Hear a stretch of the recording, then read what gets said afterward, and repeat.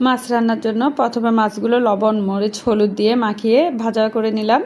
সামান্য ভাজা হলে হবে। এরপর আমি একটা কড়াইয়ের মধ্যে একটু সামান্য তেল দিয়ে দিয়েছি। তারপর একটু রসুন কুচি দিয়ে দিলাম। রসুনটা সামান্য লাল লাল হয়ে আসলে আমি এখানে পেঁয়াজ কুচিটাও দিয়ে দিচ্ছি।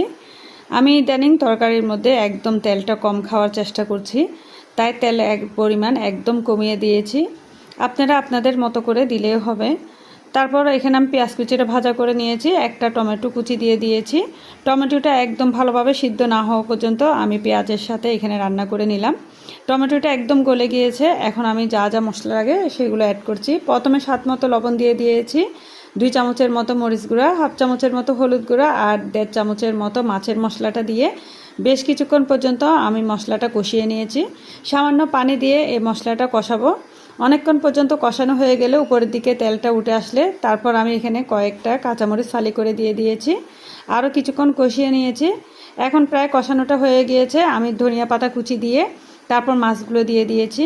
মাছটাও নাড়াচাড়া করে আরও কিছুক্ষণ পর্যন্ত আমি কষালাম। এরপর ঝোলের জন্য সামান্য পানি দিয়ে ঢাকনাটা দিয়ে কিছুক্ষণ পর্যন্ত রান্না করে নিয়েছি। এটা ধনিয়া পাতাটা আগে থেকে দেওয়াতে কিন্তু অনেক সুন্দর ঘ্রাণ হয়েছিল। এখন এই যে মাছটা প্রায় কমপ্লিট হয়ে গিয়েছে রান্নাটা। তারপর গরম গরম ভাতের সাথে আমি পরিবেশন করব।